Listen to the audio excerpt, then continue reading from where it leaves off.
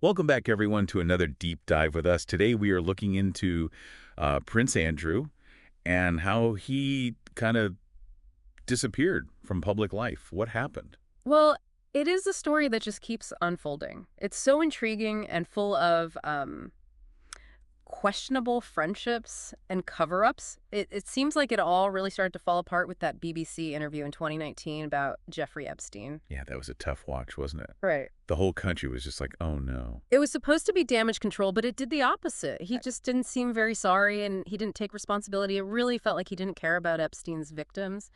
And then he said that going to visit Epstein after the conviction was the honorable thing to do.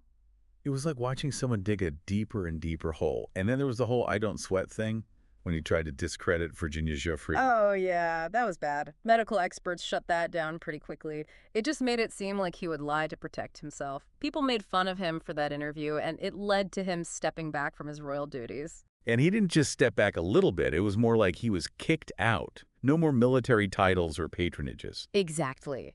The royal family knew how serious it all was and moved quickly to distance themselves.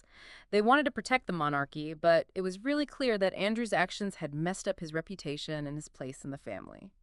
And since then, he's basically vanished. He's become so mysterious. There are so many theories about what he's doing. Some people say the royal family is hiding him to protect the monarchy. Yeah, that theory has a lot of support. The idea is that if they keep him quiet, it will all blow over. But then there's the theory that it's all part of his legal strategy.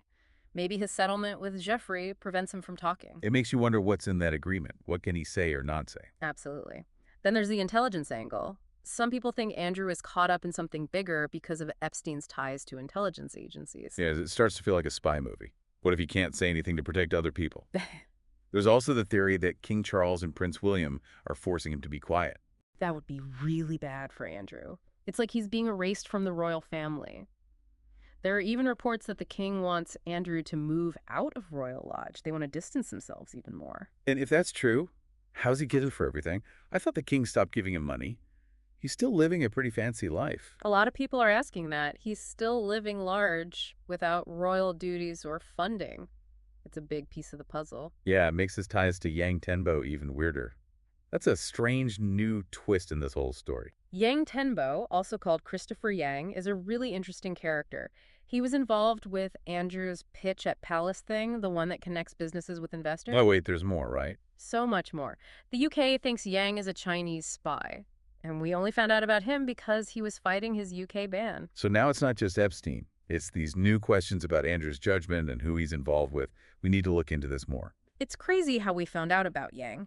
Not from some big investigation, but because he was fighting to come back to the UK. It shows how everything is connected, even in these huge scandals. Yeah, it's like peeling back the layers of something and finding even more to look at. Like how Yang wasn't just some guy. Andrew knew he was really close with him, at least for business. Right, he was super involved in Pitch at Palace. He even helped start the one in China. That's a pretty close relationship. And the court documents back that up. There's this letter from Andrew's advisor, Dominic Hampshire, and it talks about how close Yang was to Andrew. It even says something about getting people into a house in Windsor without being noticed. Probably Royal Lodge. That whole sneaking people into Royal Lodge thing is really suspicious. What were they trying to hide? It's like something out of a spy movie. It's definitely weird. And remember, this is all happening while Andrew is already in trouble for his Epstein stuff. You'd think he'd be more careful about who he hangs out with. You would think so, right? But maybe that's part of it. Maybe Andrew just felt like he had nothing left to lose, so he didn't care anymore. Maybe. It's hard to understand what he was thinking. But we do have to remember that Yang says he's not a spy. He says he and Andrew were just business partners and that the UK is wrong about him. True. We need to be fair to everyone. Sure. But even if Yang is telling the truth, it still makes Andrew look bad. I agree. This whole thing just adds to the idea that Andrew makes bad choices about who he trusts and how he handles money. And those questions about Andrew's money go back further than Epstein. People were already talking about his business deals. Some said that Pitch at Palace was just a way for him to make money from being royal. And then we found out that Andrew was taking a cut of any deals made through Pitch at Palace Global. 2% of everything. Which is weird because the king cut him off financially, right? Yeah. But he's still living like he always has. Exactly. Big house, fancy lifestyle, but no obvious income. Andrew says everything is above board, but we don't have proof. It's hard to believe him without seeing the details. And because we don't know what's really going on, it just adds fuel to all those theories. Is he being protected? Is someone making him keep quiet? Is there something huge going on that we don't know about? It's hard to say. But the longer we wait for answers, the more people will speculate. And that speculation is really bad for Andrew and the whole monarchy. It just goes to show that no matter how rich or powerful you are, you still have to face the consequences of your actions. The bigger they are, the harder they fall. It's a lesson in accountability. And what you do can affect a lot of people, not just yourself. There's no question that Andrew has hurt the royal family's reputation. We'll have to see how they deal with this going forward. It's like watching a train wreck in slow motion. You can't stop watching. And it makes you wonder how it will all end. Well, we spent all this time talking about Prince Andrew and what's happened to him, from his really public downfall to all the mysterious stuff he's up to now. But like any good mystery, I guess the question is what happens next? What's going to happen to him? That's the question everyone wants to know. And honestly, I don't think anyone really knows, not even Andrew himself. He's still royal, he's got his house and his title.